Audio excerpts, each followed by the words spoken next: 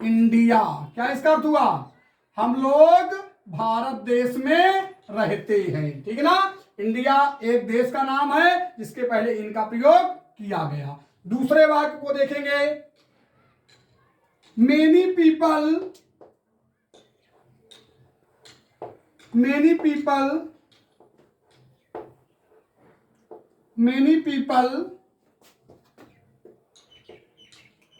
Live in Africa. Africa महाद्वीप भी है, यहाँ पर एशिया भी लिख सकते हैं आप चाहें तो, एशिया। बहुत से लोग अफ्रीका में या एशिया में रहते हैं। देखें ये महादेश हैं, ठीक है ना। एशिया महाद्वीप है, अफ्रीका महाद्वीप भी है, जिसके पहले आपने प्रीपोजिशन इन का प्रयोग किया है। आगे देखेंगे राज्यों में देखें, दे लिव इन यूपी मतलब उत्तर प्रदेश, वे उत्तर प्रदेश में रहते हैं, है ना। देखें यूपी एक राज्य का नाम है जिसके पहले आपने इन प्रीपोजिशन का प्रयोग किया। अब देखें अगले भाग को देखेंगे, सी लिव्स इन दिल्ली, वह दिल्ली में रहती है, वह दिल्ली में रहती है। देखिए दिल्ली एक बड़ा शहर है जिसके पहले इनका प्रयोग किया गया। देखे रहने के सेंस का मतलब ये नहीं कि वो वहां पर रहता ही हो, वहां मतलब स्थायी कंडीशन में हो, उसका स्थायित्व वहां पर हो, मतलब आने जाने के सेंस का वहां से उतने समय बोध ना होता हो, तभी ऐसी कंडीशन में आप इनका प्रयोग वहां पर करेंगे। अब रूल नंबर दूसरे की तरफ हम लोग चलते हैं।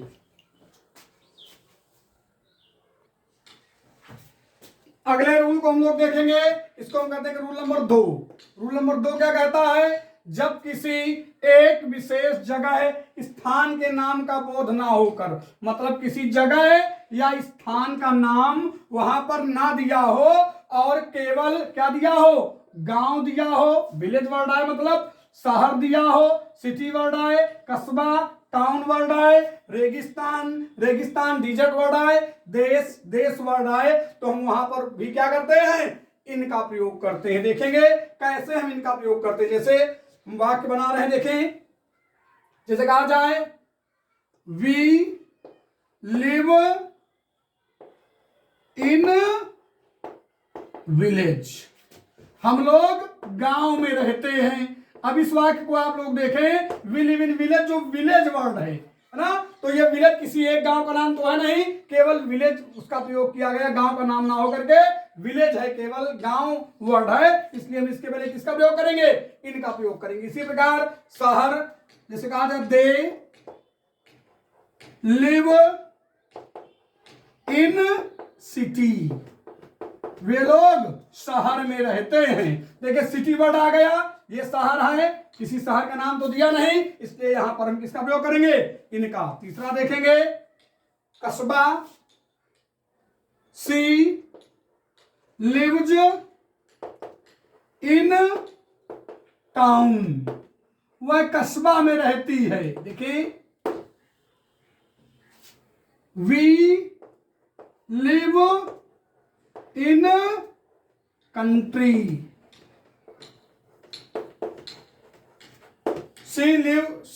वी लिव इन ए, यहां पर लगा दीजिए, a village, we live in a village, they live in a city, she lives in a town, we live in a country. अब आप इन वाक्यों को देखें, यहां पर ये विलेज वर्ड है जिसके पहले इनका प्रयोग किया गया, किसी गांव का नाम नहीं है। शहर है, शहर वर्ड का प्रयोग किया गया, कोई शहर का विशेष नाम नहीं है, इनका प्रयोग किया गया। इसी प्रकार टाउन कस्बा का प्रयोग किया गया, उसके पहले इनका प्रयोग किया गया। इसी प्रकार कंट्री वर्ड का प्रयोग किया गया, जिसके पहले इन प्रीपोजिशन का प्रयोग किया गया है। हमारे हिसाब से आप लोगों के समझ में आ रहा होगा, आप लोग इनको लिखते चले।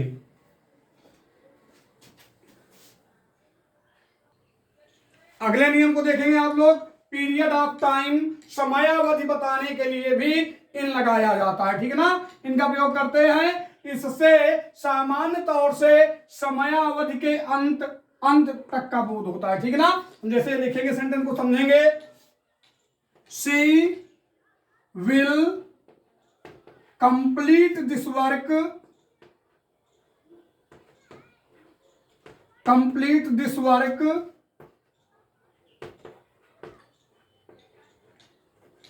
इन 2 days, इन 2 days, वह 2 दिनों में इस कार्य को कंप्लीट कर लेगी। देखें 2 दिनों के मतलब 2 दिन के खत्म होने तक, समझ रहे ना, 2 दिन के खत्म होने तक वो कार्य को खत्म कर लेगी, पहले नहीं। अब देखिए दूसरे वाक्य को देखेंगे, there are 7 days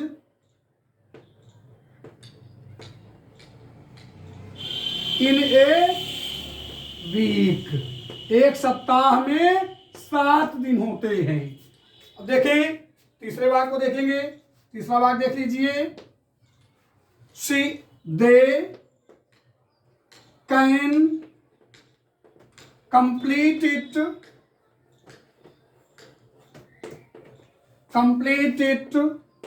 in 10 second, वह इसे 10 सेकंड में कंप्लीट कर सकते हैं। देखिए आप लोग समझे, एक चीज और ध्यान देंगे आप लोग, इसका मतलब यही हो रहा है जो समयावधि के अंत का बोध होता है तो 2 दिन के अंत होने तक वो खत्म कर लेंगे, ठीक है ना। एक सप्ताह के खत्म होते होते जब खत्म हो जाएगा तब तक वो पूरा कर लेंगे, 10 सेकंड के खत्म होते होते वह पूरा कर लेंगे। हमारे हिसाब से आप लोगों को समझ में आ रहा होगा। अब हम लोग अगले रूल की तरफ चलेंगे। देखें यहां पर लिखा नहीं गया था, यह रूल नंबर 3 है। अब हम लोग अगले रूल नंबर 4 की तरफ बढ़ेंगे। देखेंगे इन वाक्यों को जो है, किसी ऋतु देखें वर्ष और महीने के लिए भी के पहले भी सामान्य तौर से हम इनका प्रयोग करते हैं। वाक्य को देखेंगे, देखिए कैसे इन वाक्यों को बनाएंगे। किसी ऋतु, she does her best in spring, और बसंत ऋतु में अपना सबसे अच्छा करती है, मतलब बसंत ऋतु उसके लिए सबसे अच्छी, बसंत ऋतु में वह सबसे बढ़िया करती, स्प्रिंग सीजन बसंत ऋतु। देखिए वर्ष, they came here in, they came to the village, ऐसे कर, they came to the village in 1990, वो लोग 1990 में गांव आए। देखें ये विलेज 1990 सन दिया गया है, इसके पहले इनका प्रयोग आपने किया, ठीक है ना। अब देखें महीना,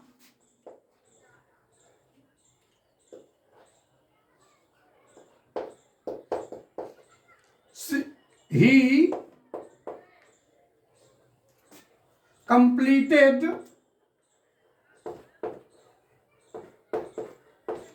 his course, he completed his course in March, he completed his course in March, उसने मार्च में अपना कोर्स पूरा किया। देखें ये स्प्रिंग है, बसंत ऋतु, जिसके पहले इनका आपने प्रयोग किया, यहां पर सन दिया है, वर्ष मतलब जिसके पहले आपने इनका प्रयोग किया, यहां पर महीना दिया है जिसके पहले आपने इनका प्रयोग किया। अब और रूल्स को देखेंगे, रूल नंबर 4 था, 5वें रूल्स को देखेंगे हम लोग।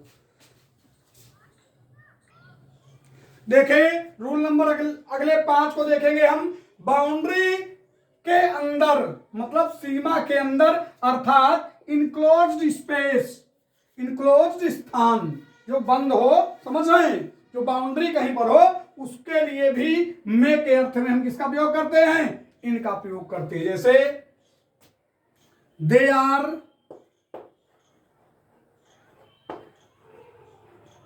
इन द फील्ड। इसका मतलब क्या होगा, वे मैदान के अंदर हैं, समझ लीजिए मैदान के अंदर हैं वे लोग जो है, वे मैदान के, चाहे ऐसे इसको कर दीजिए, they are in the garden कर दीजिए आप लोग, बगीचे की एक गार्डन, बगीचे का एक इनक्लोज्ड है, बगीचे का एक निर्धारण है कि यहां से ऐसे ये बगीचा है, ठीक है ना। Students read in class, student reads in A class, विद्यार्थी एक कक्षा में पढ़ते हैं। तो आपको पता है जो क्लास होती है वो लगभग चारों तरफ से इनक्लोज्ड कंडीशन में रहती है, मतलब उसकी बाउंड्री टाइप की रहती है, आप इसको दूसरे शब्द में कह लीजिए वो चारों तरफ से बंद टाइप की होती है, उसमें मतलब वो होता है शायद थोड़ा खुला, उसका कोई मतलब विशेष नहीं होता, लेकिन कंडीशनल तौर से वो चारों तरफ से बंद होती है, अंदर बच्चे रहते हैं। दूसरे भाग को देखेंगे, she takes the food in a car, वह एक कार में भोजन करती है। तो अब समझ लीजिए कार भी जो है तो बनी है, वो चारों तरफ से उसकी सरहद सीमा है, उसकी एक मतलब इनक्लोज्ड स्पेस के अंदर वो है, इसलिए हम इसका प्रयोग करेंगे, इनका प्रयोग करेंगे। यहां पर भी क्लास भी इनक्लोज्ड स्पेस है, कार भी उसी प्रकार गार्डन को भी इनक्लोज्ड इस लेवल से बताया गया है कि गार्डन की कोई ना कोई सीमा या हद होगी, उसकी कोई ना कोई बाउंड्री लाइन होगी, उसका वह एक इनक्लोज्ड प्लेस के अंदर होगा।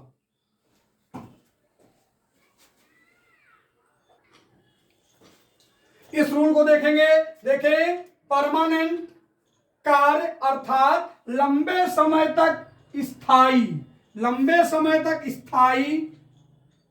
कार्य का लिख लीजिए, यहां पर कार्य में होने के लिए हम किसका प्रयोग करते हैं, इनका प्रयोग करते हैं। जैसे she is in the police, ठीक है ना, she is in the police, लंबी सर्विस उसकी है, वह पुलिस में है। देखें, they are in the navy, वे नेवी में हैं। He is in the air force,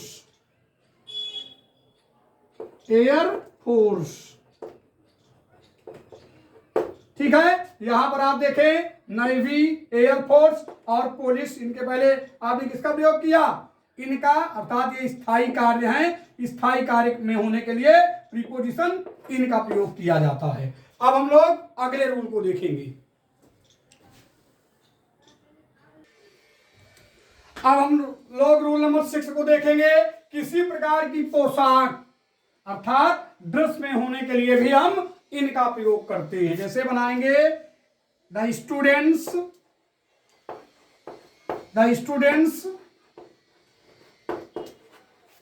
come to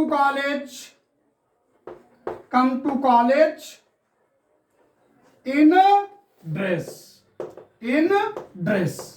देखे, बच्चे पोशाक में विद्यालय आते हैं, ये मतलब ड्रेस पहन करके आते हैं। दूसरा देखेंगे, देखें many girls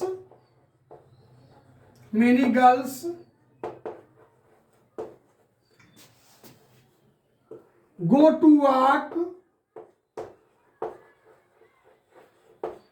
in jeans pants. देखें, जीन्स पैंट्स एक पोशाक है, मतलब एक कपड़ा है, उसमें जाने के लिए आप किस प्रीपोजिशन का प्रयोग करेंगे, इनका प्रयोग करेंगे। आगे देखेंगे, सी गोज टू कॉलेज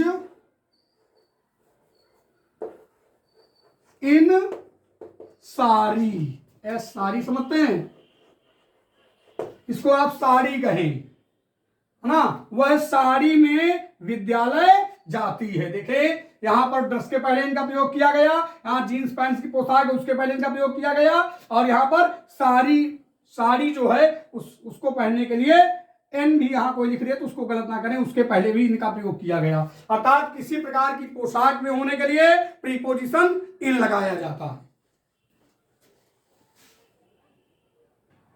अगले रूल को हम लोग देखेंगे, हत्थेदार कुर्सी में बैठने के लिए भी हम इनका प्रयोग करते हैं। अगर कुर्सी में हत्था लगा हुआ है तो हम इन प्रीपोजिशन का प्रयोग करेंगे। कैसे देखेंगे वाक्य को, she was sitting in the arm chair. She was sitting in the arm chair. देखें, आर्म मतलब समझते हैं ना, हत्थेदार कुर्सी में, वह हत्थेदार कुर्सी में बैठी थी। इन लगाएंगे, दे where enjoying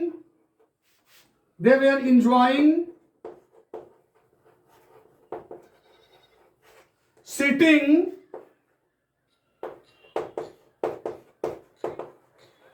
in the arm chair।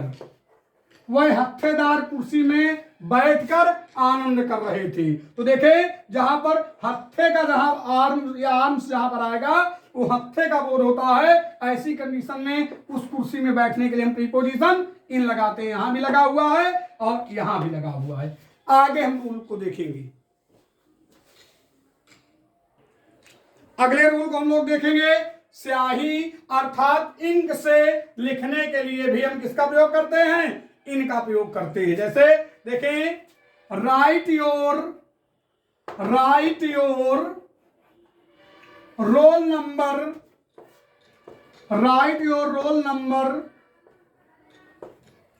In ink. स्याही से अपना रोल नंबर लिख डालो। अगला देखेंगे सेंटेंस, वी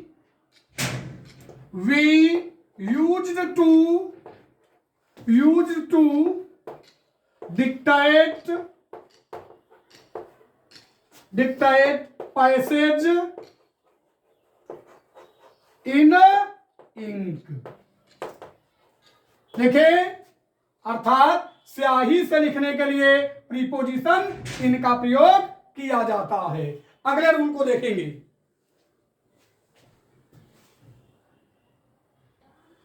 अगले रूल को देखेंगे, किसी चीज को मतलब थिंग मान लीजिए, ठीक है ना, किसी वस्तु को, थिंग्स वस्तु यहां पर कर लीजिए, किसी वस्तु को दो भागों में बांटने के लिए भी हम इनका प्रयोग करते हैं। जैसे डिवाइड देखेंगे वाक्य को, divide the property in half. Property को दो भागों में बांट दीजिए। She divides the mango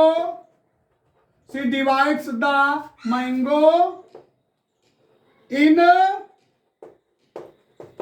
2 parts। They cut the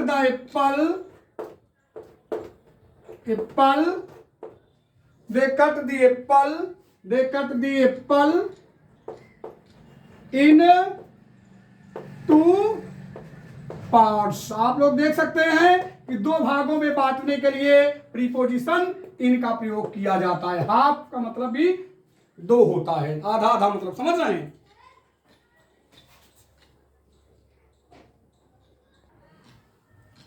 अब हम लोग देखेंगे, यदि कार, टैक्सी और जीप के पहले ए, एन या कोई पोसेसिव केस जिसमें हिज, हर, देयर, योर, अवर जैसे शब्द दिए हो, तो ऐसी कंडीशन में भी कार, टैक्सी और जीप के पहले इनका प्रयोग किया जाता है। कैसे देखेंगे, जैसे कहा जाए, सी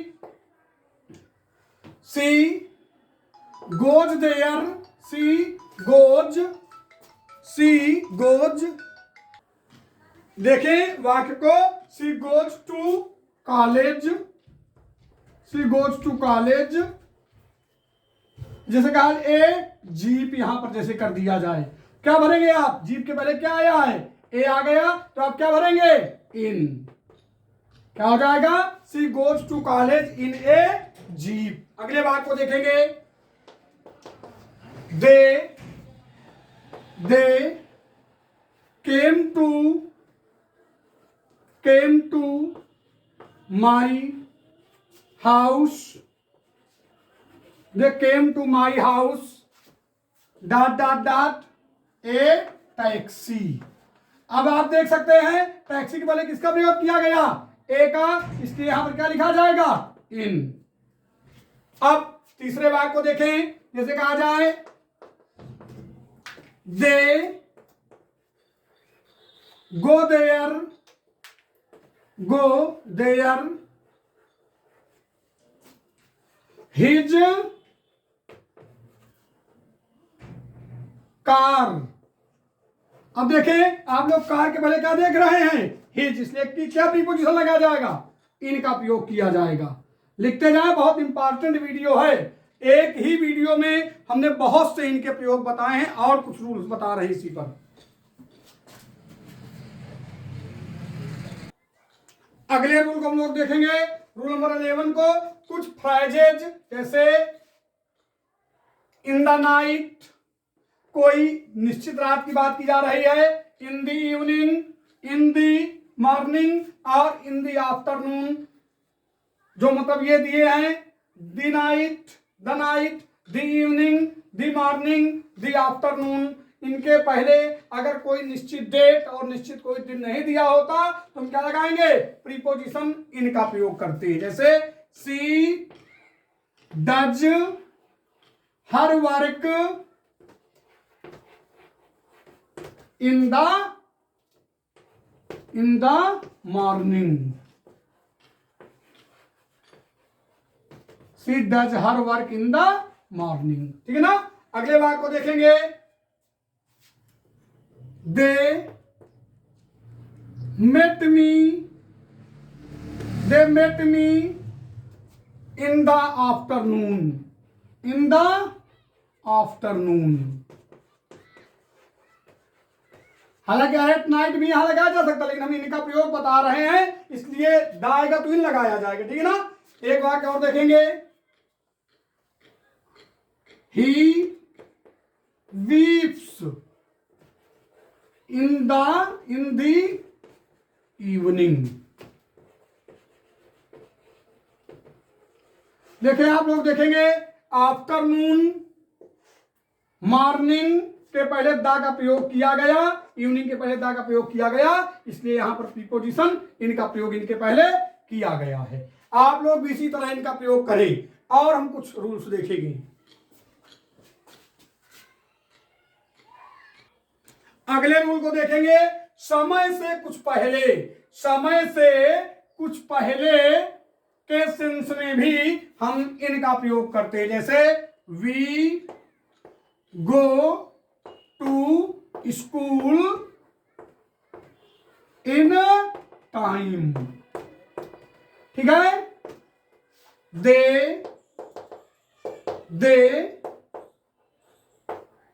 गो to exam centre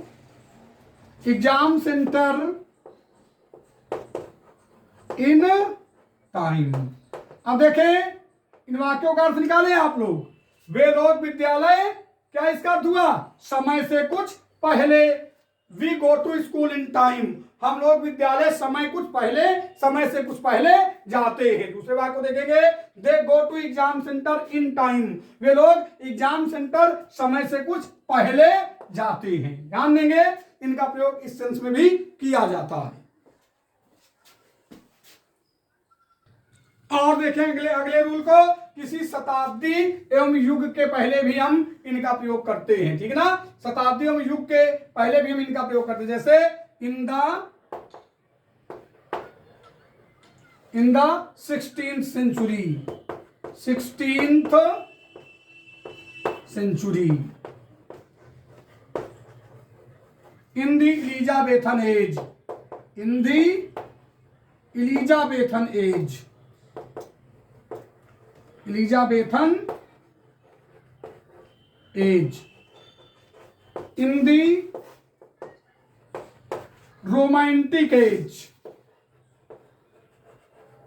in the romantic age। देखें यहां पर शताब्दी 16th सेंचुरी की बात की जा रही है, जिसके पहले इनका प्रयोग किया गया। एलिजाबेथन के पहले दा आया, इसलिए यहां पर इनका प्रयोग किया गया। इसी प्रकार रोमांटिक एज की चर्चा की गई, जिसके पहले इनका प्रयोग किया गया। रोमांटिक युग की चर्चा की गई और एलिजाबेथन युग की चर्चा की गई, इसलिए इनके पहले इनका प्रयोग किया गया है। देखिए एक और नियम थोड़ा कंफ्यूजिंग कंडीशन में, लेकिन ये सही है। देखिए प्रिंटेड मीडिया, अगर प्रिंटेड मीडिया जो चीज प्रिंट करके लिखी गई है उसको अगर हम मान लीजिए उसकी चर्चा अगर करते हैं तो वहां पर भी इनका प्रयोग किया जाता है। जैसे we read it in the newspaper. अब देखें इसको, हम लोगों ने इसे we read it in a newspaper, यहां भी ऐसे लगा दीजिए इन ए न्यूज़पेपर। अब यहां पर देखें इन आया है क्योंकि न्यूज़पेपर में प्रिंट करके दिया जाता है, समझ रहे हैं ना, प्रिंटिंग करके उसको वो किया जाता है, इसलिए यहां पर इनका प्रयोग किया गया। जैसे we read, they read the poem, they read the poem. हालांकि ऐसे इसको ना करें, सेंटेंस गड़बड़ा आ जाएगा।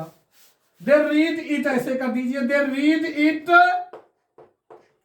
इन ए बुक। आपको पता है बुक भी प्रकाशित की जाती है, वह भी प्रिंट की जाती है।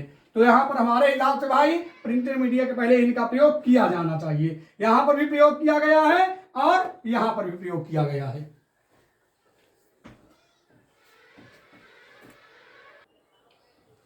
अब देखें हम ऐसे रूल से आपको परिचित करा रहे हैं जहां पर पुस्तकों में कभी कभी अलग थलग भी दिखाई देता है। जैसे हमने एक पुस्तक में पढ़ा है कि चारपाई में लेटने के लिए प्रीपोजिशन इन का प्रयोग करना चाहिए। कहीं कहीं पर आन भी लिखा मिलता है, लेकिन हमने चूंकि उस किताब में पढ़ा है, उस किताब के अनुसार हम आपको यहाँ पर इनका प्रयोग बताएंगे। अगर कोई ऐसी गलती हो रही है तो हम आपको आगे वीडियो में जरूर बता देंगे, लेकिन इनका प्रयोग हमारे हिसाब से यहाँ गलत नहीं है। जैसे शिवाज लेटने के लिए, समझ रहे हैं, शिवाज बैठने के लिए यहां लगाया जाता है। She was lying in the cot, the boy, a लगा दीजिए, a boy was sitting, was lying, lie लेटने के लिए करेंगे, लाइंग इन द बेड। भाई आन कोई लगाए तो हम उसे गलत तो ना कहेंगे, लेकिन हमने इन पढ़ा इसलिए इनका प्रयोग कर रहे हैं। अगर मिस्टेक होगी तो आपको सूचित किया जाएगा, वैसे गलत नहीं है। रूल नंबर नेक्स्ट देखेंगे, में या के अंदर, में या के अंदर के अर्थ में the world, the sky, prison, A street, A Q और हॉस्पिटल के पहले भी इनका प्रयोग किया जाता है। ध्यान देंगे वाक्य को, जैसे कहा जाए दे अनफर्ल द तिरंगा, तिरंगा in the sky, in the sky. She lives in the sky, ठीक है। आगे वाक्य को देखें, she lives in prison। देखें प्रिजन और द स्काई के पहले हमने किसका प्रयोग किया, इनका प्रयोग किया। तो इनको याद कर लीजिए आप लोग, ये आपके लिए बहुत सहायक सिद्ध होंगी।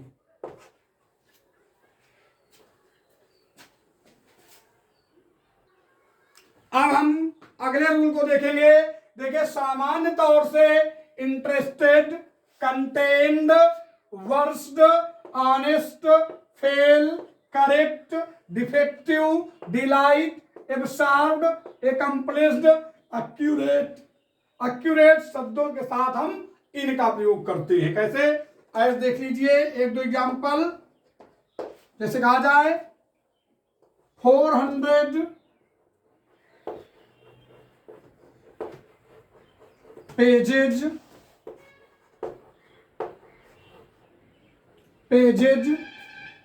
are contained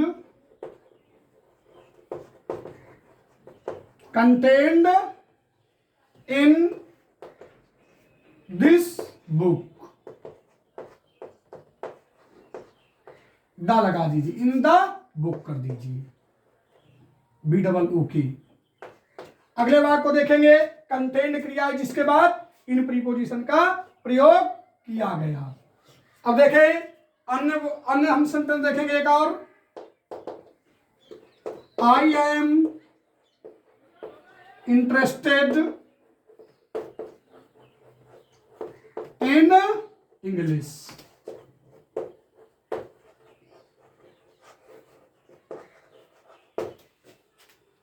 हमारे हिसाब से हमने प्रीपोजिशन में इन का प्रयोग बृहद तौर से चर्चा की।